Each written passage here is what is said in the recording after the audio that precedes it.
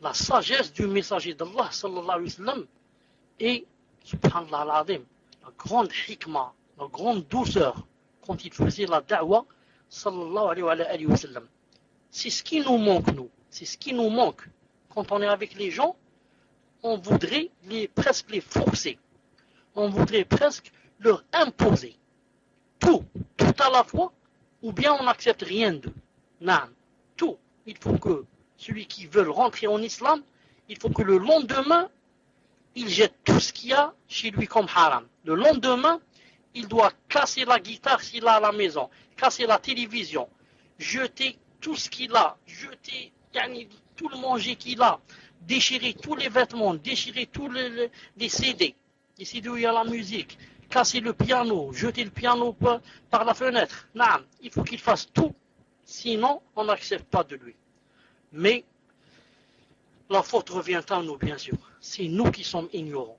C'est nous qui n'avons pas la sagesse. C'est nous qui n'avons pas le ilm, la science nécessaire et suffisante pour faire la da'wah. C'est pour ça que cette personne à qui on va faire comme ça ne va pas accepter de nous et va fuir l'islam et va dire non, j'aime pas cet islam, c'est trop difficile, tout est interdit, il n'y a rien de permis, non, c'est seulement illicite, du matin au soir, haram, j'étais bien, j'étais libre, je faisais tout ce que je voulais, maintenant tout est interdit, moi j'aime pas cet islam, c'est un enfer.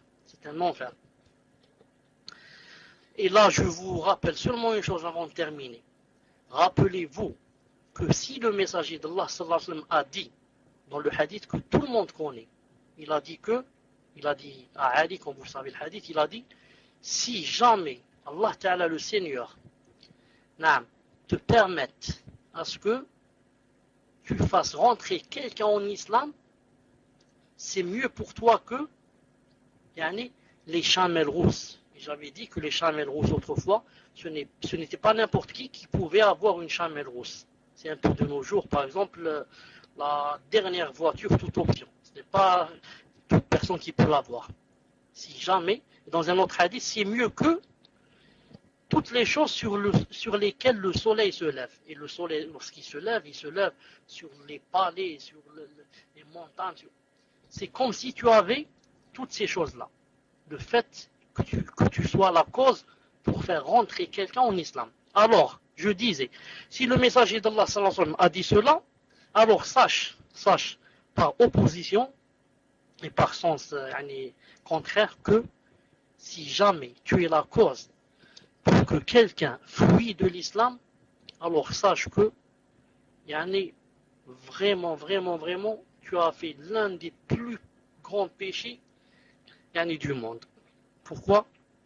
Parce que tu as été la cause que cette personne n'est pas connue Dieu.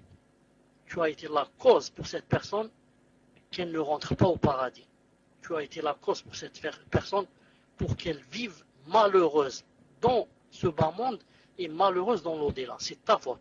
Si ce n'était pas toi, elle n'aurait pas fui.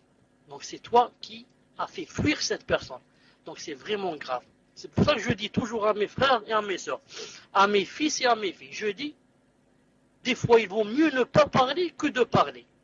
Il y a dans certaines situations où si tu parles, tu risques de faire fuir les gens. En parlant de choses dont tu n'as pas de science, il vaut mieux se taire. Si tu te tais dans des situations pareilles, Allah Ta'ala va te donner des récompenses. Non.